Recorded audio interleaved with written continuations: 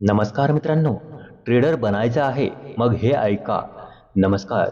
आजचा हा व्हिडिओ खास त्यांच्यासाठी आहे जे ट्रेडिंग सुरू करतात पण मध्येच हार मानतात. कारण ट्रेडिंग ही फक्त पैसे कमवायची गोष्ट नाही, तर ती एक माइंडसेटची गेम आहे. खूप लोक ट्रेडिंग सुरू करतात, पहिल्या काही ट्रेडमध्ये लॉस झाला की म्हणतात ट्रेडिंग माझ्यासाठी नाही. पण खरं सांगायचं तर लॉस हा ट्रेडिंगचा पार्ट आहे. जगातील सगळ्यात मोठे ट्रेडर सुद्धा लॉस घेतात, पण त्यांच्यात आणि बाकी लोकांमध्ये फरक फक्त एकच असतो, ते कधीच हार मानत नाहीत.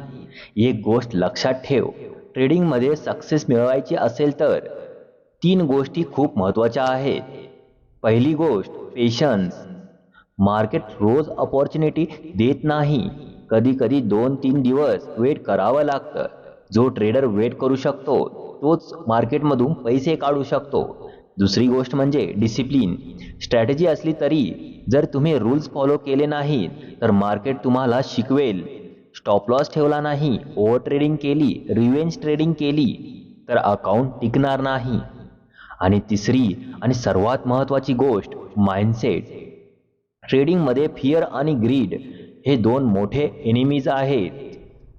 कधी कधी प्रॉफिट दिसला की आपण घाबरतो आणि ट्रेड लवकर क्लोज करतो, आणि कधी कधी लॉस दिसला की स्टॉप लॉस हलवतो.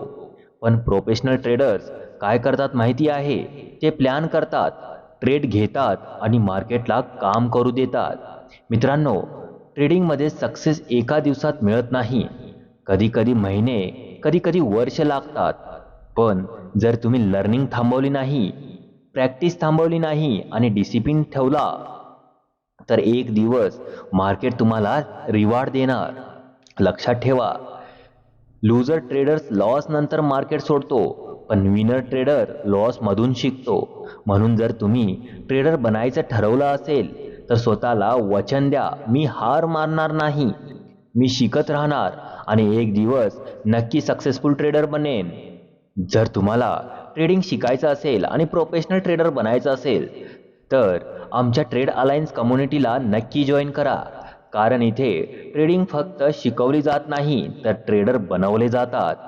तर मित्रांनो, कमेंट करा I will become a trader आणि हा व्हिडिओ प्रत्येक त्या व्यक्तीला पाठवा जो ट्रेडिंगमध्ये सक्सेसफुल व्हायचं स्वप्न बघतोय. धन्यवाद मित्रांनो, आणि चॅनलवरती नवीन असाल तर सबस्क्राईब करायला विसरू नका.